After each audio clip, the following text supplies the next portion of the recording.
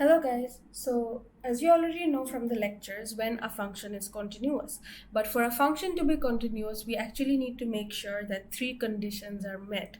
So what are these conditions? I'm going to write these conditions down here for your reference. So to write the definition, a function,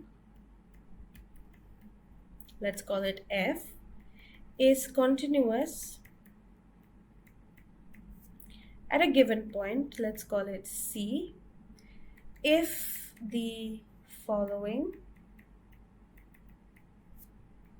conditions are met.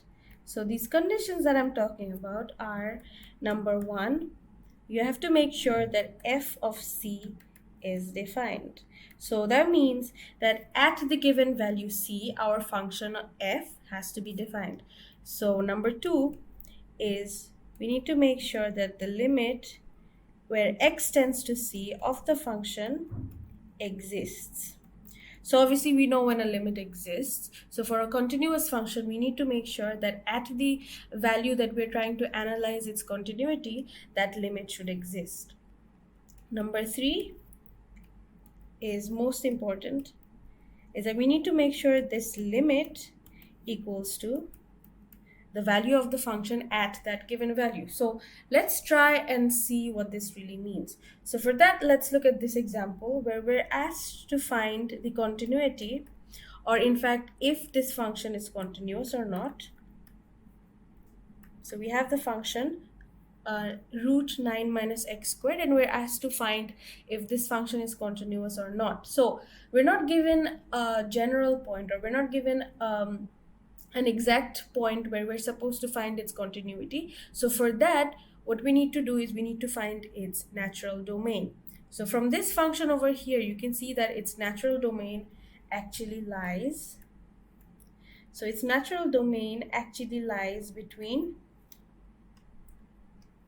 I'm sorry, one second. So its natural domain actually lies between -3 to 3, because as we already know that there cannot be a negative inside the argument of a square root. So we need to make sure that that does not happen. So in that case, the only numbers, or the range of numbers that this function can have as an input, is -3 to +3. So this is the natural domain, and this the natural domain, meaning that we need to consider these numbers as the endpoints of this function to analyze its continuity. So to make that clear, so what we're going to have, or basically what we're going to do, is we're going to analyze the function between this range of numbers. Okay, so moving on, as we already know, to find its continuity or check for its continuity, we need to make sure those three, the three that I mentioned over here, they have to be met. So for number one, we need to make sure that f of c is defined.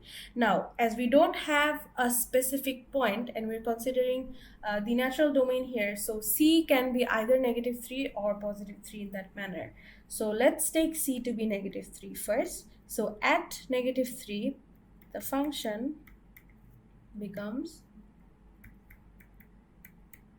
and this is 0. So in fact, 0 is a defined number, so it is defined at -3.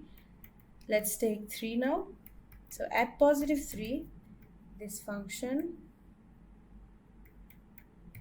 is also 0, so it's also defined. So for us, number 1 checks out.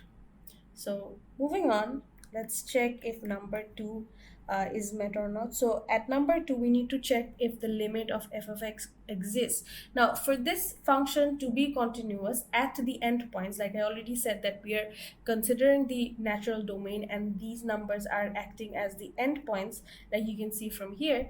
So the function to be continuous on the endpoints, we need to check both sided limits, as in limits from the left hand side and limits from the right hand side. So for the left hand limit, which is simply when x tends to 3 negative, which is basically this one going from the left side, so this of the function will basically be